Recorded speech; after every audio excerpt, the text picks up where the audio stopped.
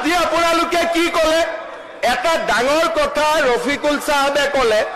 আৰু দেৱব্ৰত শইকীয়াই ক'লে যে লোৱাৰ আছামৰ পৰা মানুহ আপাৰ আছামত যাবই হাৰি কিয় যাব কওকচোন নহয় কিয় যাব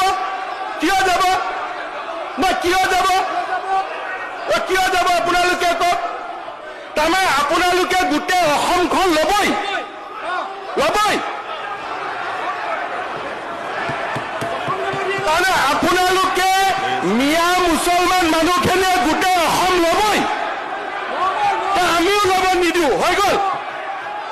আমিও ল'ব নিদিওঁ আপোনালোকে আজি হাউচত ক'লে যে আমি ল'মে আৰু মই কৈছোঁ আপোনালোকক আমি ল'ব নিদিওঁ বাছ মই যিবিলাক মানুহ অসম লোৱাৰ বিষয়ে সপোন চাই আছে এইবিলাক মানুহৰ বিষয়ে মই কথা কৈ আছোঁ যে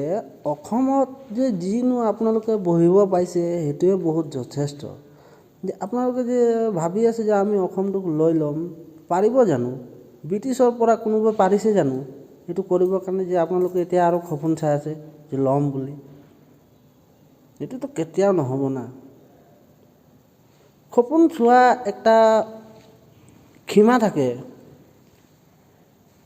যিমানলৈকে মানে নিজে একটা সপোন দেখিব লাগে যে যিমানটা মই নিজে কৰিব পাৰিম বুলি অভাৰ সপোন চাই একো লাভ নাই যি নহওক আপোনালোকে বহিব পাইছে যে জাগা সেইটোৱে যথেষ্ট ভাবক আমি যদি অসমক বচাবৰ কাৰণে যদি ওলাই আহিম না তো আপোনালোকৰ সেই যিটো বহিব পাইছে জাগা যে সেইটো জাগাও নাথাকিব আপোনালোকৰ ঠিক আছে সেইটো কাৰণে নিজে অলপ সাৱধান হৈ যাওক